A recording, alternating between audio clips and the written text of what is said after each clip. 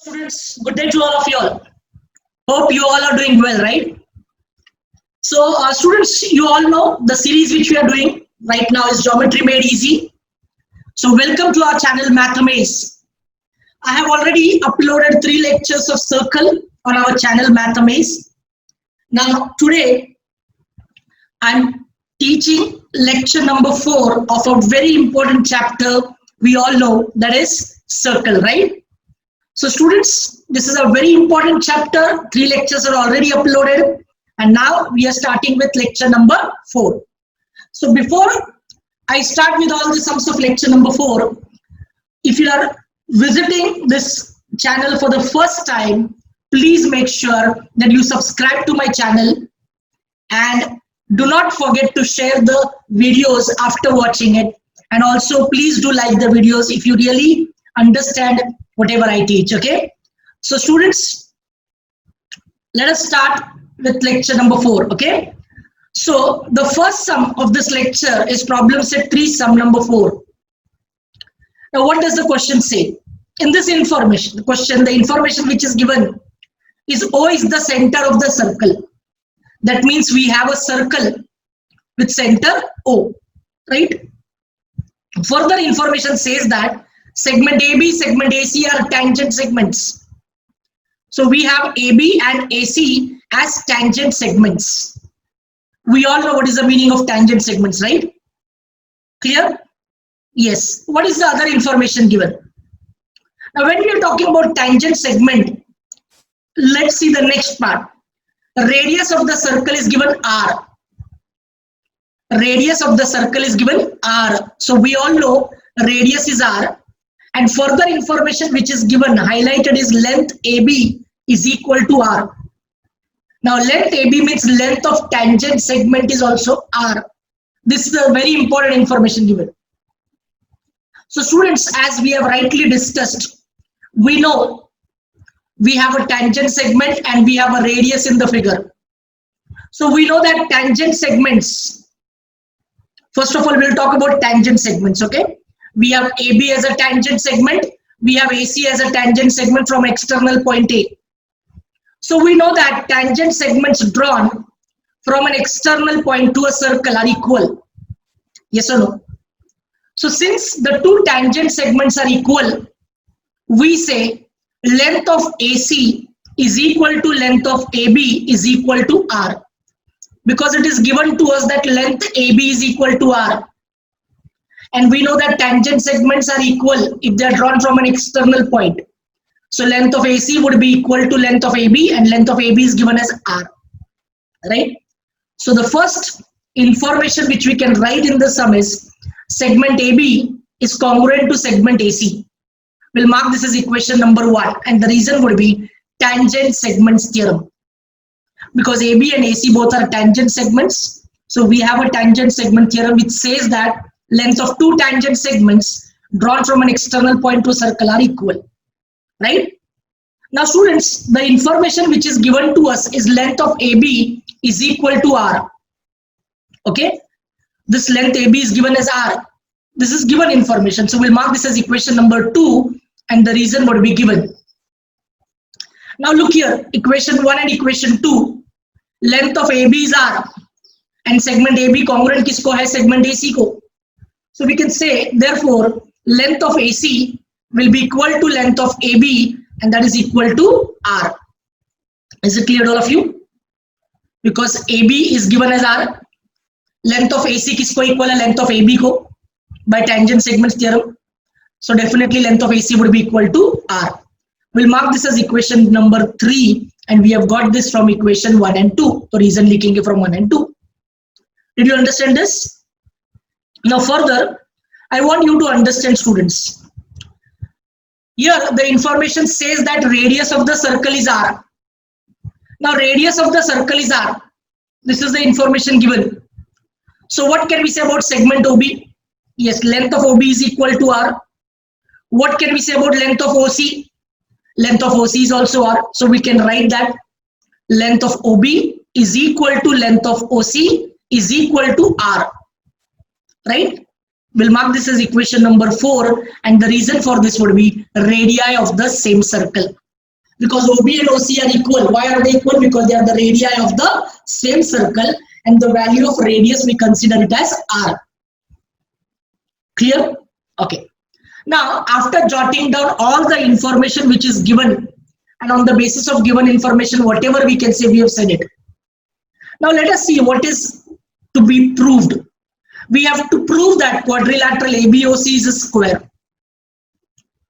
We have to prove that given quadrilateral ABOC is a square. ये square prove करना है. Okay. Now, students, tell me, first of all, we all know that a square is actually a rhombus, because square में चारों sides equal होते हैं. तो और कौन सा क्वाड्रिलैटरल है जिसके चारों साइड्स इक्वल होते हैं? रोम्बस के. So square is actually a rhombus. But square में एक एडिशनल प्रॉपर्टी है. एडिशनल प्रॉपर्टी ये है कि स्क्वायर का हर एक एंगल 90 डिग्री होता है. बराबर है कि नहीं? So we can say that a square is a rhombus actually in which measure of one of the angle is 90 degree. So ये जो quadrilateral है इसको square prove करना है. So square prove करने से पहले उसको rhombus prove करो, and rhombus में अगर एक भी angle 90 degree हो गया तो वो square हो गया. So we have understood the concept now. A square is actually a rhombus in which measure of one of the angle is 90 degree. मतलब अगर हमें square prove करना है तो इस quadrilateral को पहले rhombus prove करो, और इस रोम्बस में कोई भी एक एंगल 90 डिग्री प्रूव करो. रोम्बस में एक भी एंगल अगर 90 डिग्री हो गया तो उसको स्क्वायर बोल सकते हैं. Right? Yes. Now to prove a rhombus, first of all we should know what is a rhombus. अभी हमको पहले रोम्बस प्रूव करना है, तो रोम्बस के बारे में पता होना बहुत जरूरी है. So what do we know about rhombus? Rhombus is a quadrilateral in which all the sides are congruent. Rhombus is actually a quadrilateral in which all the sides are congruent. So now let us see whether we know all the sides are congruent or no. So let us check. सबसे पहले AB को देखो. What is the value of AB? Value of AB is R. Then what is the value of AC? Value of AC is R. What is the value of OC? Value of OC is R. What is the value of OB? Value of OB is also R. So here we can clearly make out a quadrilateral has 4 sides and all its 4 sides have same value. AB, AC, OC, OB चारों sides का value same है R. So we can say in quadrilateral ABOC, segment AB is congruent to segment AC. बराबर है? segment AB किसको congruent है? segment AC को. And segment AC किसको congruent है? सेगमेंट OB को. एंड सेगमेंट OB किसको कॉन्ग्रुएंट है? सेगमेंट OC को. अभी आप बोलोगे ऐसा कैसा? देखो सबका वैल्यू आ रहा है कि नहीं? तो चारों सेगमेंट्स एक दूसरे को इक्वल है. So segment AB congruent to segment AC, congruent to segment OB, congruent to segment OC.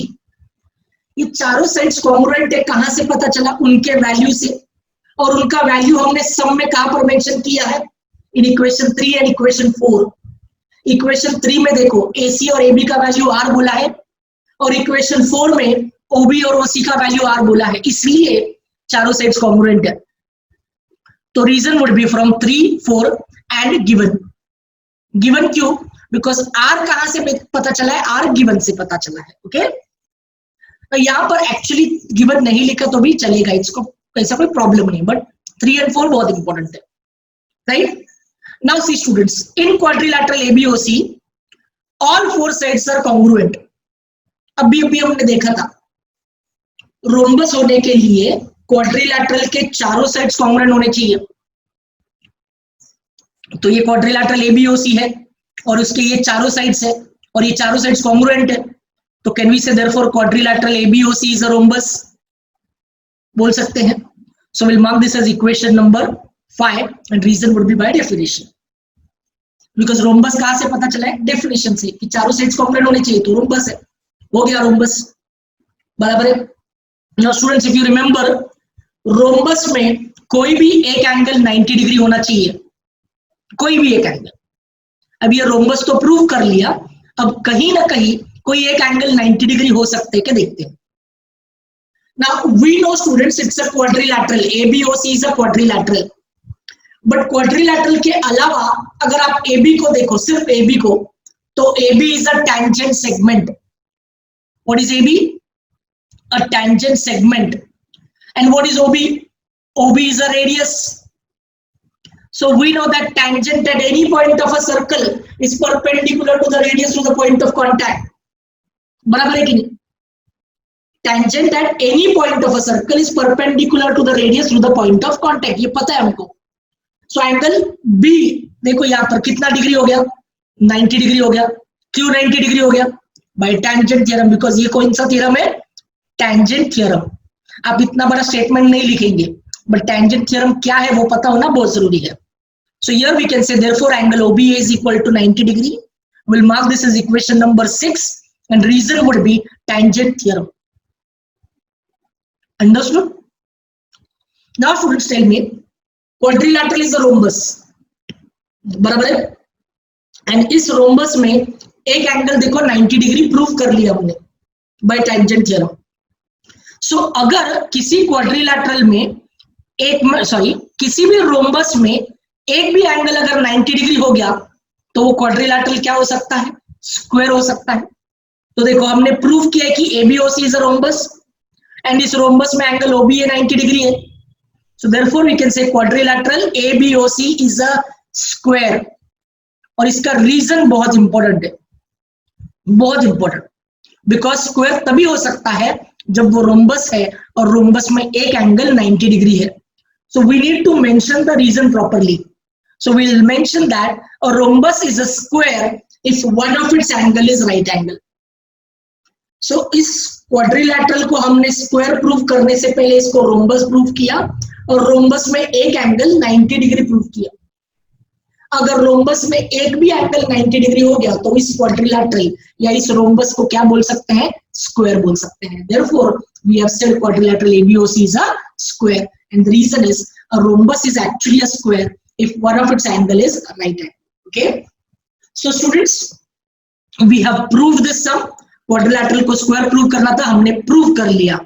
This sum is a very simple sum for 3 marks. Did you understand it? Sure. Sure. Now let us go on to the next sum. Okay. It's practice at 3.1, sum number 3.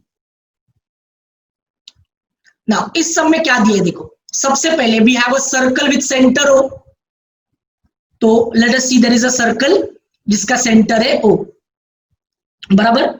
Further we know that segment RM देखो ऊपर, segment RM and segment RN are tangent segments. So segment RM and segment RN are tangent segments. ये भी हमें पता है. बराबर है. चलो अभी प्रूफ क्या करना है? We have to prove that segment OR bisects angle MRN as well as angle MON. Okay. So students, just give me a time. I'll just make a small change here. Okay.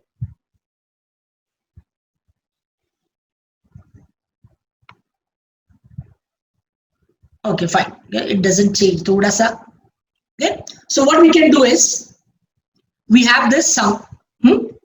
So segment OR bisects angle MRN as well as angle MON. ये prove करना है. Now students, bisector prove करना है. So what is the meaning of bisect? सबसे पहले segment OR को highlight कर लेते हैं. Now ये segment OR कौन से दो angles को bisect करता है? It bisects angle MRN as well as angle MON. So segment OR जो है वो एंगल O को भी बाइसेक्ट करता है और एंगल R को भी बाइसेक्ट करता है. ये प्रूव करना है. Right. Now first of all students, let us understand what is the meaning of bisect. ये बाइसेक्ट का मीनिंग क्या पहले वो समझ लेते हैं. The meaning of bisect is divides it into equal parts. बराबर है. बाइसेक्ट का मतलब क्या है? It divides it into 2 equal parts. तो एंगल को बाइसेक्ट करता है मतलब बड़ा जो एंगल है वो 2 इक्वल पार्ट्स में डिवाइड होगा. राइट. सो सबसे पहले हमको हिंट क्लियर हुआ कौन से दो एंगल को बाइसेक्ट करता है? Angle MRN and angle MON. बराबर. सो लेट अस सी. अब एंगल O की जब बात करते हैं तो ये एंगल MON बड़ा एंगल है. ये बड़ा एंगल को 2 इक्वल एंगल्स में डिवाइड करता है. ये प्रूफ करना है. तो हमारा हिंट क्लियर हुआ कि हमें प्रूफ करना है कि ऊपर का एंगल ओ मतलब angle MOR is congruent to नीचे का एंगल ओ मतलब एंगल NOR। सो हमें प्रूव करना है कि angle MOR congruent to angle NOR, ये हमें प्रूव करना है, तभी हम बोल सकते हैं कि OR is the bisector of angle MON। Same way अगर एंगल MRN को भी बाइसेक्ट करता है, ये प्रूव करना है, तो ऊपर का एंगल R मतलब एंगल MRO कॉन्ग्रुएंट प्रूव करना है। किसको कॉन्ग्रुएंट प्रूव करना है? एंगल NRO, नीचे का angle R। So angle NRO, right, ये दोनों एंगल्स भी कॉन्ग्रुएंट प्रूव करना है। बिकॉज क्या होगा, अगर ये हमने प्रूव कर दिया तो we can say segment OR is a bisector of angle MON as well as angle MRN। बराबर है? Now students please understand one thing, remember, अगर ध्यान से सुनना, सबसे इंपॉर्टेंट है हमें एंगल्स को कॉन्ग्रुएंट प्रूव करना है। Angle MOR congruent to angle NOR and angle MRO congruent to angle NRO। So students always remember, if we have to prove the two angles congruent, we have to prove the two triangles congruent। ये basic है। अगर हमें दो sides को congruent prove करना है तो दो ट्राइंगल्स को कॉन्ग्रुएंट प्रूव करो। अगर हमें दो एंगल्स को कॉन्ग्रुएंट प्रूव करना है तो दो ट्राइंगल्स को कॉन्ग्रुएंट प्रूव करके देखो। मतलब अगर पॉसिबल होगा तो यहां पर tell me, are we getting two triangles? We can clearly see first triangle is triangle OMR and second triangle is triangle ONR। ये दोनों ट्राइंगल्स को हमें पहले कॉन्ग्रुएंट प्रूव करना पड़ेगा, बराबर है, बिकॉज हमें एंगल्स को कॉन्ग्रुएंट प्रूव करना है। So let us start proving the two triangles congruent now. तो पहले ट्राइंगल का नाम ट्राइंगल OMR एंड दूसरे ट्राइंगल का नाम triangle ONR। So in triangle OMR and triangle ONR, सो यहाँ पर थोड़ा ओवरलैप हो गया है, okay, kindly excuse me for that. So in triangle OMR and triangle ONR, first of all the first information says that, देखो OM radius है और RM tangent है, सो एंगल M कितना डिग्री होगा? 90 degree. Same way here ON radius है, RN tangent segment है, तो angle N कितना डिग्री होगा? 90 degree. So we can say that angle OMR is equal to angle ONR is equal to 90 degree, because we know that tangent at any point of a circle is perpendicular to the radius through the point of contact. So angle OMR is equal to angle ONR is equal to 90 degree. And इसका reason क्या होगा सबको पता है, reason would be tangent theorem, right? Yes. Now students always remember, triangles जब congruent prove करना हो and उसमें भी अगर right angle triangles हो तो ज्यादातर हाइपोटेनस साइड टेस्ट हो सकता है क्या देखना चाहिए। जब कभी भी दो राइट एंगल ट्राइंगल्स को कॉन्ग्रुएंट प्रूव करना हो तो वो दोनों भी right angle triangles hypotenuse side test से प्रूव हो सकते हैं क्या, कॉन्ग्रुएंट चेक करना चाहिए। तो हाइपोटेनस साइड टेस्ट होने के लिए दोनों भी राइट एंगल ट्राइंगल्स का हाइपोटेनस कॉन्ग्रुएंट होना चाहिए। तो एंगल M 90 डिग्री, तो उसके सामने वाला साइड है OR, so OR is the hypotenuse, and नीचे एंगल N 90 डिग्री है, 90 डिग्री के सामने वाला साइड है OR। So दोनों भी ट्राइंगल में hypotenuse OR becomes the common side, so definitely it will be congruent. So we can say hypotenuse OR congruent to hypotenuse OR, reason would be common side. So इन दोनों triangles का hypotenuse congruent है common side की वजह से। अब hypotenuse side test होने के लिए hypotenuse तो congruent हो गया, अब साइड का एक जोड़ी congruent है कि चेक करना है। तो साइड का एक जोड़ी, यहां पर कोई भी एक जोड़ी ले सकते हैं। RN को इक्वल बोल सकते हो टेंजेंट सेगमेंट थ्योरम से, या OM किसको इक्वल बोल सकते हो? ON को इक्वल बोल सकते हो, reason radii of the same circle.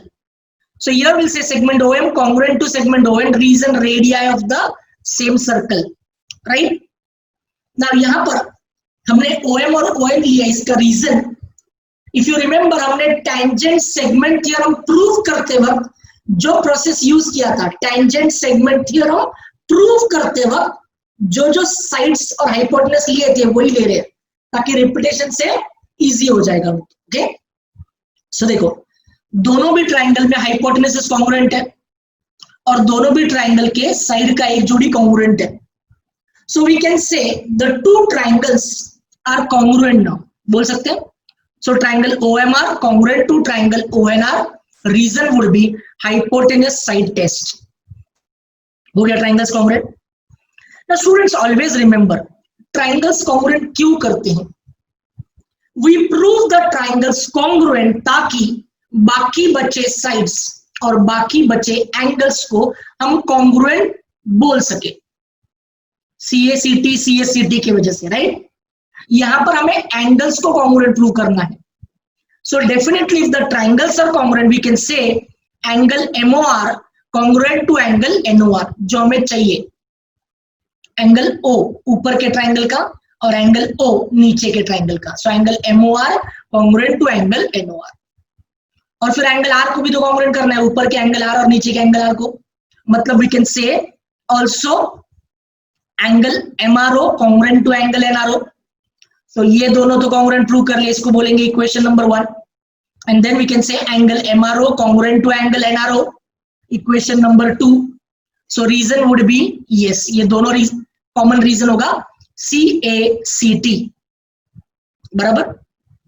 Now tell me students, if angle MOR is congruent to angle NOR and if angle MRO is congruent to angle NRO, what can we say about segment OR now? We can clearly say that segment OR bisects angle MRN and angle MON, right? And this is what we had to prove. और ये कहां से पता चला कि OR bisect करता है? Because हमें पता चला कि angle MOR is congruent to angle NOR in equation 1 and angle MRO congruent to angle NRO in equation 2. That's why we are saying OR is the bisector. इसका reason होगा from equation 1 and 2, right? And we have proved this. Is this clear to all of you? So students, even this sum is a very simple sum. It will come for 3 marks. Done. Actually these type of sums इसमें अलग से कुछ पढ़ने का जरूरत नहीं, सिर्फ last step CACT का ही स्टेप पढ़ना है. बिकॉज ऑलरेडी ये जो प्रूफ है वो हमने टेंजेंट सेगमेंट थ्योरम का प्रूफ में ये किया है. आपको जब RM और RN को इक्वल प्रूव करना है तो आप दोनों ट्राइंगल्स को जिस तरह से कॉन्ग्रुएंट प्रूव करते हो वही सेम तरीका यहाँ पर हमने अपनाया, so that it becomes a repetitive thing and it becomes very easy to remember as well, right. So students, let us start with a new sum now. Practice set 3.1, sum number 2. Now here the figure is given and 3 questions are asked. So what is the first information? First information says that O is the center of the circle. So definitely we have a circle with center O. Further information, we know that RM and RN are tangent segments from point R which is an external point. RM and RN are tangent segments which touches the circle at M and N. बराबर. So RM is a tangent segment, RN is a tangent segment. Clear? याद रखना, tangent segments है, radius है, तो दो concepts use कर सकते हैं. Third information says that distance between O and R is 10 centimeter. This is given. So distance between O and R is given 10 centimeters. So we'll mark it and 10 centimeter लिखेंगे वहाँ. Also, next information which is given that radius of circle is 5 centimeter. So radius इस figure में 2 radii हैं. OM is one radius, ON is other radius. So you can take any one radius for reference. Okay? So यहाँ पर हमने OM को लिया है 5 centimeter radius. कुछ बच्चे पूछते सर ON को मार्क नहीं करना है क्या? देखो सॉल्विंग पर्पस के लिए कोई तो एक ही लेना है, आपको दोनों लेने का जरूरत नहीं है. Okay. Now what does the question they are asking? If you see the first question which they are asking us is find the length of each tangent segment. This is our first question which we have to find. Now which are the two tangent segments RM and RN? RM and RN are the two tangent segments. बराबर है. तो दोनों का length हमें find करना है, because find the length of each tangent segment. दोनों का फाइंड करना है, बट दोनों का फाइंड करने से पहले किसी एक का फाइंड करना पड़ेगा. सो चलो देखो OM का वैल्यू पता है 5, OR का वैल्यू पता है 10. So let us find the value of RM tangent segment. तो अगर RM का वैल्यू फाइंड करना है तो let us think कि देखो OM पता है 5, OR पता है 10 एंड RM फाइंड करना है, तो can we consider triangle OMR. Now इस ट्राइंगल में OM 5 पता है, OR 10 पता है, और एक चीज पता है कंसेप्ट के वजह से जो फिगर में दिखाई नहीं दे रहा है, but we know that concept. The concept which we know is a tangent at any point of a circle is perpendicular to the radius through the point of contact. So angle M कितना degree होगा, देखो यहां पर ये जो angle M है, ये angle M कितना डिग्री होगा, 90 डिग्री होगा, सबको पता है, बराबर है. सो ये कौन सा ट्राइंगल बनता है, राइट एंगल ट्राइंगल बनता है. एंड राइट एंगल ट्राइंगल में कौन सा थ्योरम यूज करेंगे, पाइथागोरस थ्योरम यूज करेंगे. ये बेसिक सबको क्लियर है. So let us start. In triangle OMR, angle OMR is equal to 90 degree. Now why angle OMR is 90 degree, मतलब ये एंगल 90 डिग्री कहां से पता चला, पता चला टेंजेंट थ्योरम से. And since the angle is 90 degree we are using Pythagoras theorem, right. So 90 degree के सामने वाला जो साइड है OR, ये 90 डिग्री है, 90 डिग्री के सामने वाला साइड है OR. So OR is the hypotenuse. So we can say OR square is equal to OM square plus RM square. And reason would be by Pythagoras theorem. Now we'll substitute the values. Let us substitute the value of OR first. How much is OR? Yes, OR is 10. So 10 square. OM is 5. So 5 square. And RM का value पता नहीं, so we'll write RM square as it is, right. Now students, we all know what is the value for 10 square. 10 square is 100. And what is the value for 5 square? 5 square is 25. तो देखो हमें RM का value ढूंढना है, तो definitely ये 25, 5 square मतलब 25 shift करेंगे तो प्लस 25. अगर दूसरे साइड में चला गया तो माइनस 25 हो जाएगा. आई रिपीट, प्लस 25 दूसरे साइड में चला गया तो क्या हो जाएगा, minus 25. So therefore, RM square is equal to 100 minus 25. Now 100 minus 25 कितना होता है, clearly पता है. So we can say therefore RM square is equal to 75. Now students, please pay attention. हमें RM का वैल्यू ढूंढना है, RM square नहीं, मतलब now we have to take the square root. So अगर square root लेंगे तो square root किसका लेंगे, 75 का. अगर square root of 75 लेना है तो first we'll factorize 75. उसमें एक फैक्टर परफेक्ट स्क्वायर होना चाहिए, तो 75 के अगर दो फैक्टर्स निकालते हैं जिसमें एक परफेक्ट स्क्वायर हो तो हमें दो फैक्टर्स इस तरह मिलते हैं, 25 इंटू 3. क्या मिलता है, 25 इंटू 3. सो 25 का स्क्वायर रूट इज 5 एंड 3 का स्क्वायर रूट इज √3. सो अगर स्क्वायर रूट लेंगे तो RM is equal to 5√3 centimetre बोल सकते हैं, right. And the reason would be taking square roots. We'll mark this as equation number 1 because आगे काम में आने वाला है. Did you understand this? So we have got the value for RM. But now students, if you read the first question में बोला था find the length of each tangent segment. सिर्फ एक tangent segment से काम नहीं चलेगा, दो tangent segment से तो दोनों का value find करो. So students, we know the theorem. We know that length of two tangent segments drawn from an external point to circle are equal. अगर external point से दो tangent segments draw करते हैं तो दोनों का length equal होगा, ये पता है हमको, right? So we can say that length of RM and length of RN both are equal. So we can say therefore RM is equal to RN. दोनों segments equal है. क्यों equal है? Reason tangent segments theorem. RM and RM both are equal, reason tangent segment theorem. So definitely RM का जो value होगा वही value RN का होगा. So we can say therefore RM is equal to RN is equal to 5√3 centimetre. Clear हुआ, समझा? So we have got the value as 5√3 centimetre. ये कहां से मिला 5√3? From equation 1. So this would be our reason. So first question is done. Length of each tangent segment. There were two tangent segments RM and RN and दोनों का value 5√3 centimetre हमने find कर लिया. Done. Now let us see the second question. Second question says find the measure of angle MRO, बराबर है। So let us see where is angle MRO, MRO मतलब ये ऊपर का एंगल R, ये वाला, बराबर है। एंगल MRO, इसका वैल्यू फाइंड करना है, ये एंगल हमें ढूंढना है। So students, I want you to understand one thing very clear, okay? Very important. Here, if you see angle MRO lies in which triangle? Angle MRO lies in triangle OMR. अच्छा, इस triangle OMR में हमें और कोई angle का पता है क्या? Yes, हमें पता है कि एंगल M 90 डिग्री है, बराबर है कि नहीं? क्यों पता है angle OMR 90 degree? Tangent theorem हमने ऑलरेडी मेंशन किया है, तो वापस मेंशन करने का जरूरत नहीं, रीजन। सो ये हो गया राइट एंगल ट्रायंगल, बराबर है। Triangle OMR is a right angle triangle, पता है हमको।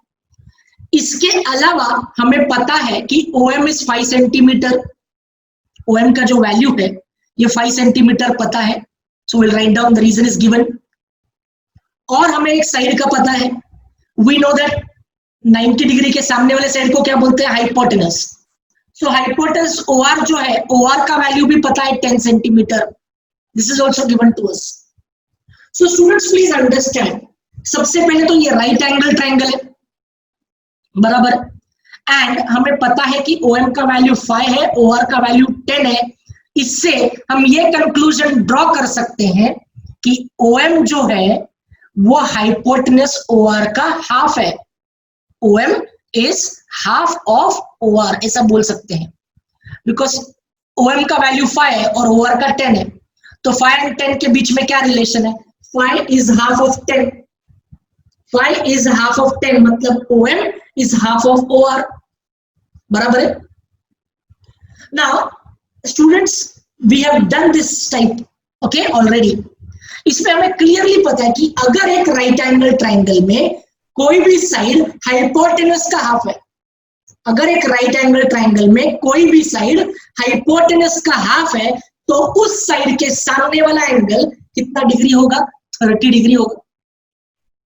इन a right angle triangle, if one side is half of hypotenuse, then angle opposite to that side is 30 degree.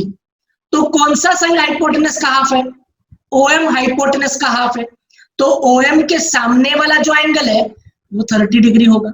तो OM के सामने कौन सा एंगल आता है? एंगल MRO आएगा। So we can say therefore angle MRO is equal to 30 degree, बराबर है। ये एंगल कितना डिग्री हो गया? 30 डिग्री हो गया। We can mark this as equation number 2। But ये 30 डिग्री मिला कैसे? उसका कोई रीजन तो लिखना चाहिए कि नहीं? यस, इसका रीजन होगा converse of 30 degree, 60 degree, 90 degree triangle theorem. Because अभी जो हमने कंसेप्ट समझा ना कि in a right angle triangle, if one side is half of hypotenuse, then angle opposite to that side is 30 degree, is nothing but converse of 30 degree, 60 degree, 90 degree triangle theorem. Done? So this way we have got angle MRO as 30 degree. Now students, जिस तरह से angle MRO 30 degree है, उसी तरह से नीचे का angle NRO भी 30 डिग्री होगा। अब आपके दिमाग में ये आएगा, सर पूछा है क्या एंगल NRO, फिर क्यों ढूंढना है? ढूंढ लेते, समझेगा आपको क्यों चाहिए नहीं चाहिए, ओके। खाली भी तो हम कुछ करेंगे नहीं। So similarly we can prove that angle NRO is equal to 30 degree. We can mark this as equation number 3।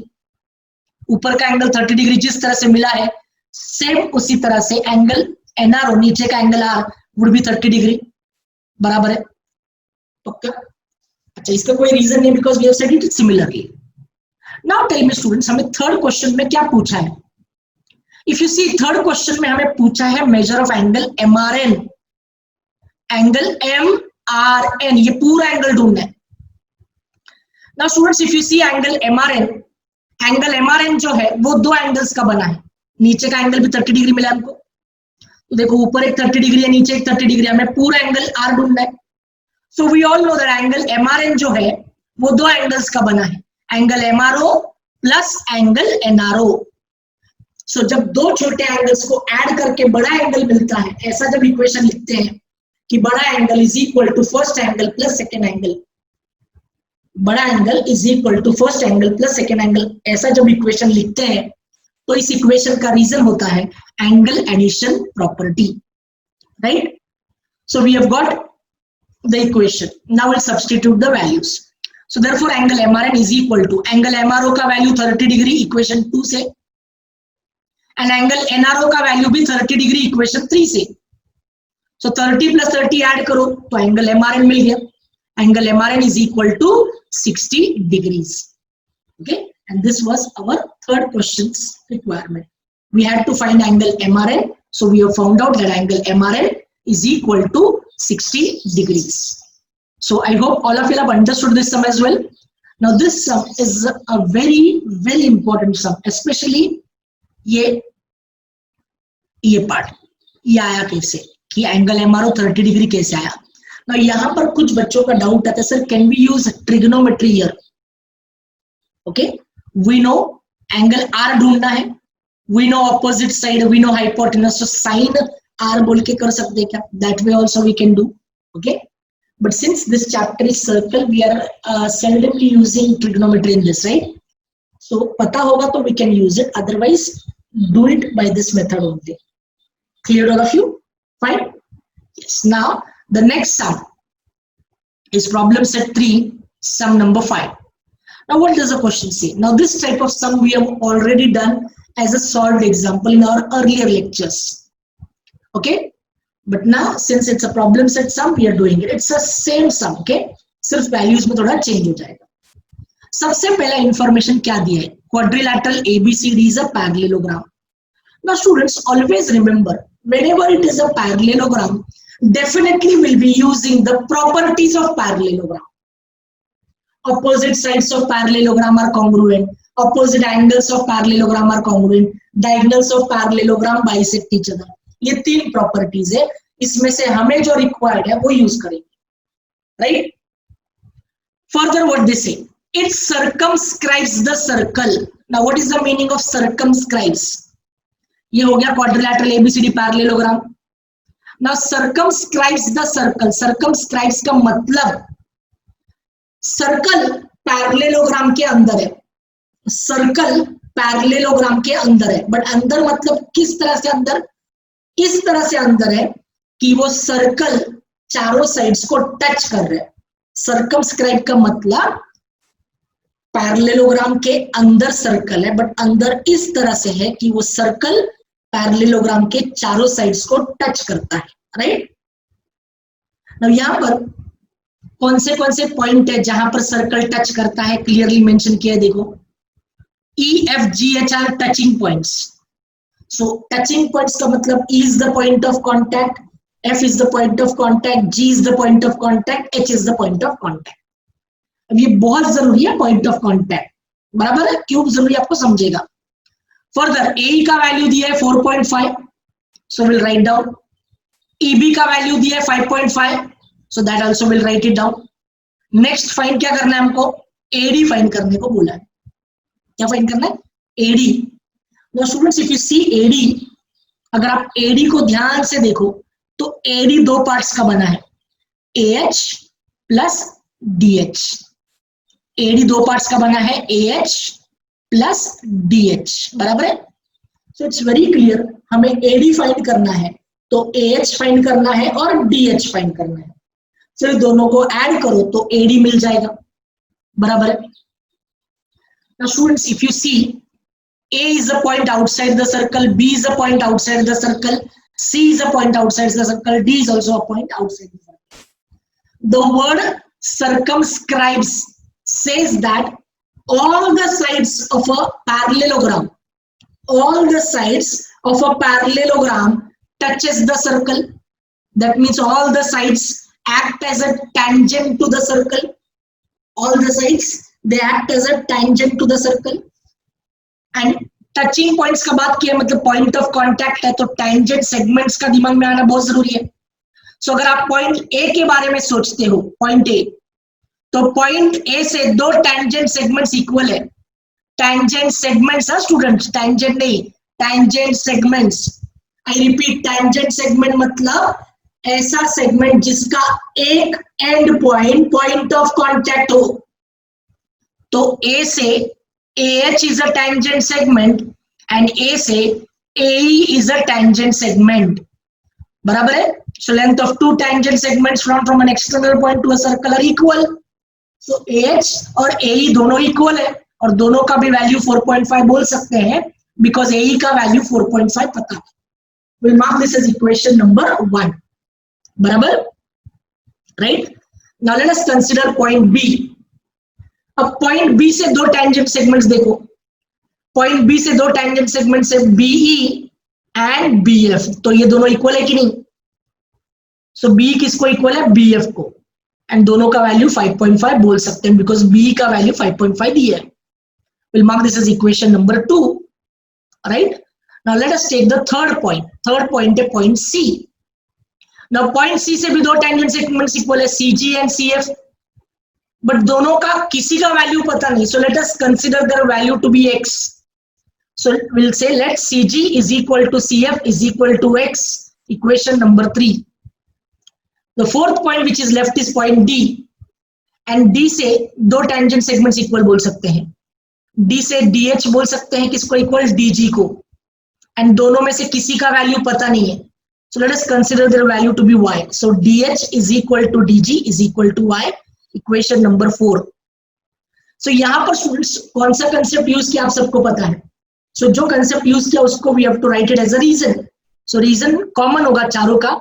Tangent segment theorem, right? Clear all of you? Yes. Now we have used the concept of tangent segment theorem. Now the most important information which is given is quadrilateral ABCD is a parallelogram. Now since quadrilateral ABCD is a parallelogram, we have to mention it is given. And as I said it to you earlier, parallelogram है तो उसका कोई property का use होने वाला है. तो अगर आप देखोगे तो हम सारे sides के बारे में बात कर रहे हैं. इक्वेशन 1, 2, 3, 4 में साइड्स के टुकड़ों के बारे में बात करें मतलब definitely will talk about the sides of parallelogram. So we know that opposite sides of parallelogram are equal. So अगर ऑपोजिट साइड्स मतलब दोनों जोड़ी ले सकते हैं तो शुरुआत एक जोड़ी से करेंगे. तो let us take the first pair. AB किसको इक्वल बोल सकते हैं? CD को. So will write down that AB is equal to DC या CD बोलो. Reason opposite sides of parallelogram are equal. बराबर है. Now students, if you see AB, अगर आप AB को ध्यान से देखो तो AB दो टुकड़ों का बना है. AB अगर ध्यान से देखो तो दो टुकड़ों का बना है AE and BE. बराबर है कि नहीं? So इन दोनों को अगर ऐड करोगे तो AB मिलेगा. मतलब हम लिखते वक्त अभी AB को स्प्लिट करके लिख सकते हैं. So instead of AB we can write it as AE plus BE is equal to, look at CD now. CD is also made up of two parts, DG and CG. बराबर. So we can write instead of CD as DG plus CG. तो इसका reason क्या लिखोगे? Betweenness. मतलब AB is nothing but AE plus B. तो इसका reason होगा A dash E dash B and यहाँ पर D dash G dash C. Got it? Let us substitute the values now. What is the value for AE? AE is 4.5 plus BE. BE is 5.5. DG.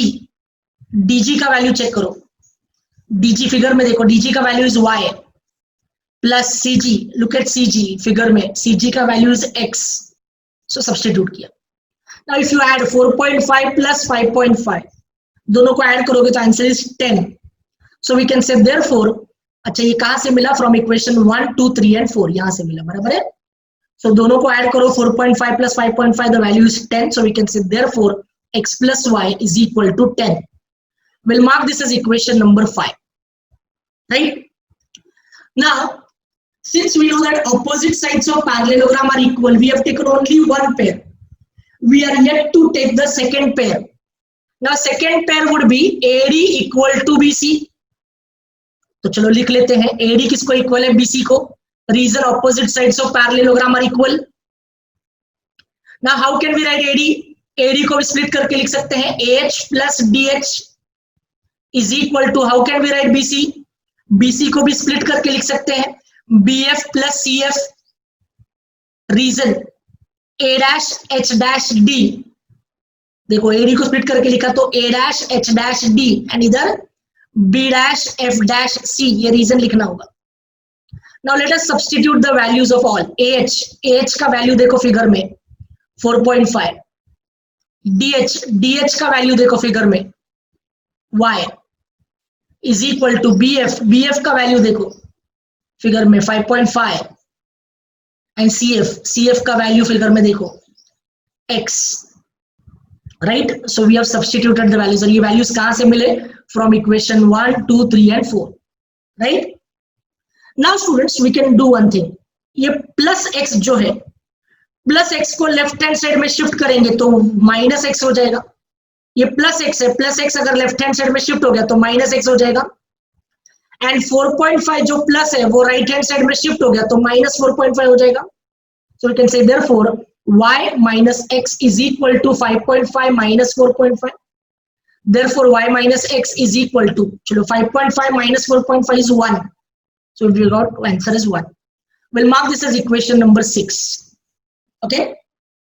Now students, look at equation 5 and equation 6. They are linear equation with two variables. Equation 5 and equation 6 को देखो, they are linear equation with two variables. यहाँ पर x का sign क्या है? x का sign plus है और यहाँ पर x का साइन क्या है? माइनस है. तो दोनों का साइन ऑपोजिट साइन है, एक का साइन प्लस है दूसरे का माइनस है. मोरओवर x का कोएफिशिएंट सेम है दोनों इक्वेशन में. Since the coefficients are same and signs are opposite, we are adding equation 5 and equation 6. दोनों इक्वेशन को ऐड करोगे 5 and 6. Now when we add the two equations, adding कैसा होता है? We add left hand side plus left hand side is equal to right hand side plus right hand side. मतलब equation 5 का left hand side is x plus y and equation 6 का left hand side is y minus x. तो इन दोनों को पहले add करो.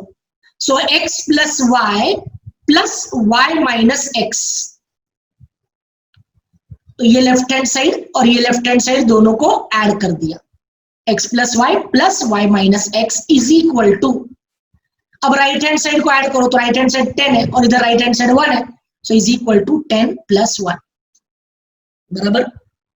Now let's check. Minus x plus x cancel हो जाएगा, plus x minus x cancel हो जाएगा. सो y plus y is 2y and 10 plus 1 is 11. So 2y is equal to 11. Now students, if you see 2 is multiplied with y, 2 जो है वो y के साथ multiply, 2 अगर उधर चला गया तो डिवाइड हो जाएगा. So we can say therefore y is equal to 11 upon 2. Now 11 को 2 से डिवाइड करो, it's very simple. 11 को अगर 2 से डिवाइड करो, we get the value as 5.5. So y is equal to 5.5. Now do not write the units here because y is a variable. Variable का कोई unit लिखना नहीं है आपको इक्वेशन में. Okay. Now we have got the value for y. हमें ढूंढना क्या था क्वेश्चन में? देखो फाइंड क्या करना है? AD. So students, we all know AD is made up of two parts. So AD is equal to AH plus DH. Reason is A dash H dash D. So let us substitute. AD is equal to AH का value 4.5 plus DH का value is y. बराबर. So now ये value DH कहां से मिला? y and AH कहां से मिला आपको पता है, राइट? सो नाउ AH का वैल्यू 4.5 मिला, DH का वैल्यू y मिला, right? So now we can substitute the value of y. So we can say therefore AD is equal to 4.5 plus y. y का वैल्यू क्या है? 5.5. तो y के जगह पर लिखेंगे 5.5. Now add 4.5 plus 5.5 is 10. So we can say therefore AD is equal to 10 units. यहाँ पर units लिखना है, okay? Because AD is not a variable. AD is a segment जिसका value 10 units है. So now we have got the value for AD and question में यही पूछा था find AD. So this is our final answer. So students, this sum will come for 4 marks. The same type of sum already we have done as a solved example in our earlier lecture. So these are the two sums of the same type, same, complete same. Sirf values में थोड़ा फर्क है. That's it. Okay. So very important sum for 4 marks we have completed. With this, I say students, we have completed today's lecture.